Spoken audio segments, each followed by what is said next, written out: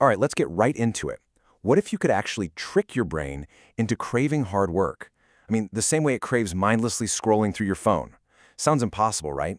Well, it's not really about willpower. It's about understanding and, well, kind of hijacking your brain's reward system. And it all boils down to one powerful little chemical. I mean, think about it. We've all been there, right? That social media black hole. You just pick up your phone for like 1 second, and boom, an hour is just gone. It's so easy. It's almost automatic, isn't it? But then you think about that other thing. You know, the thing you should be doing. That project, that workout, that book you've been staring at for weeks. Just the thought of starting feels like climbing a mountain. So what gives? Why is there this massive gap between what's easy and what's, well, important? So let's unpack this mystery of motivation. It's easy to just chalk it up to being lazy, but that's really not the whole story, not even close. The real answer is hidden deep inside our brain chemistry. It's all about a tiny molecule you've definitely heard of, but maybe you don't know the whole truth about it. We're talking about dopamine. Okay, so when most people hear dopamine, they think pleasure molecule. But that's a huge misconception. It's not really about pleasure itself. It's about the desire for pleasure. Think of it like this. Pleasure is the amazing feeling you get when you finally bite into a delicious piece of cake. Dopamine is the thing that got you off the couch, out the door, and down to the bakery in the first place. It's not the reward, it's the engine that drives you to the reward. And just to show you how incredibly powerful this stuff is, we got to look at a famous and honestly kind of disturbing experiment. It involves some rats and a little lever. So what these scientists did was they put electrodes in the rats' brains that would give them a direct jolt of dopamine every single time they pressed a lever. And what happened was wild. The rats became absolute addicts. They would ignore everything else, food, water, sleep, even mating, all just to keep pressing that lever for another hit. They would literally keep going until they collapsed from pure exhaustion. Okay, so that's what happens when you have an unlimited supply of dopamine on tap.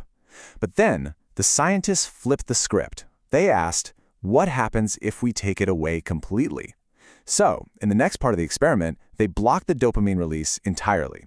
And the result was just shocking. The rats basically lost their will to live. They wouldn't eat, they wouldn't drink, they didn't want anything at all. And here's the really critical part. If you put food directly in their mouths, they would eat it. They still liked it. But they had zero motivation, zero desire to go get it. Without dopamine, the drive to do, well, anything, just vanished, gone. That's how powerful this stuff is. So the truth about dopamine is it's the engine of your ambition. And look, obviously, we are not rats in a lab, but that exact same chemical system is running the show in our own heads every single day. It's this invisible force that's pulling the strings, deciding what you crave and what you couldn't care less about. And here's the problem. Our modern world is an absolute dopamine minefield. It's not just a little hit here and there. No, we are living in a constant, never-ending flood of cheap, easy, super high-level stimulation, 24/7. And you know exactly what I'm talking about. Every like, every notification, every level you beat in a video game, every bite of junk food. These things are all perfectly designed to give you a quick, powerful jolt of dopamine. They're hooking us day in and day out in the exact same way that lever hooked those rats. So that brings us to the tolerance trap, and why normal life can start to feel kind of boring. See, what happens when you're getting bombarded with these intense dopamine hits all day long? Well, your brain is smart. It tries to protect itself. And that's where we run into a big problem. It all comes down to a basic biological idea called homeostasis. Homeostasis is just your body's way of keeping everything in balance. It's super simple. Think about your body temperature. If you get too hot, you start to sweat to cool off. If you get too cold, you shiver to warm up. Your body is always trying to get back to that perfect, balanced state. Well, guess what? Your brain does the exact same thing with its own chemistry. A really great way to think about this is alcohol tolerance. You know, a person who barely ever drinks might feel tipsy after just one beer, but someone who drinks all the time, they need way, way more to feel that same buzz. Why? Because their body has adapted. It's become less sensitive to it. And that is exactly what's happening in your brain with dopamine. When you're constantly flooding it with these high dopamine activities, your brain basically says, whoa, this is way too much, and it starts to shut down some of its dopamine receptors to bring things back to normal. And that is the problem, because now your baseline is totally messed up, and those normal healthy activities like reading a book or going for a walk, they just can't compete. They feel boring. So if our reward systems are totally out of whack, what do? How do we take back control? Well, you have to hit the reset button, and that's where the idea of a dopamine detox comes in. It's all about giving your brain a chance to heal and reset itself. Now, the idea behind this detox is brutally simple, but actually doing it is incredibly hard.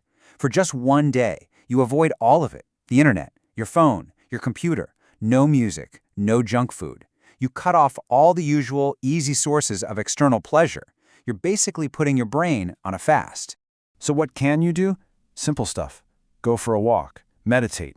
You can just be alone with your own thoughts for a change. Reflect on your life, your goals. You can even write down ideas with a pen on physical paper. The point is you're embracing boredom. You're forcing your brain to get entertained by itself instead of an external screen. Okay, and if you're wondering why on earth this works, think about it like this. Imagine you ate every single meal at the fanciest restaurant in town, every day. After a while, that amazing food would just start to feel normal. And if someone offered you a simple bowl of plain rice, you'd probably laugh at them. But what if you'd been starving on a desert island for 3 days? That same bowl of plain rice would taste like the best meal you've ever had in your entire life.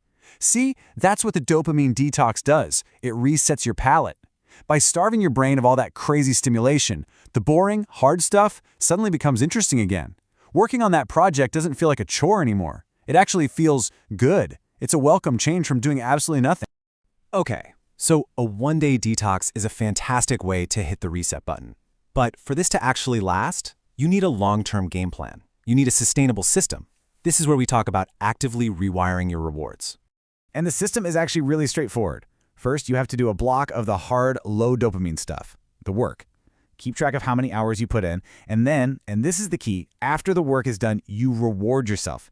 You give yourself a set amount of time for that high dopamine activity you were craving. You're not eliminating your distractions, you're using them as a reward. You're making them work for you. So as an example, you could set up a ratio. Maybe for every hour of tough, focused work you complete, you earn 15 minutes of scrolling social media or playing video games later that night. You can tweak the numbers to whatever works for you, but the principle is what matters. You have to earn your reward. Your distractions become something you work for, not something you escape to. Because at the end of the day, we're all addicts. We're wired to seek dopamine. That's just how our brains work, and it's not going to change. So the real question isn't if you're going to get your dopamine hit, but where.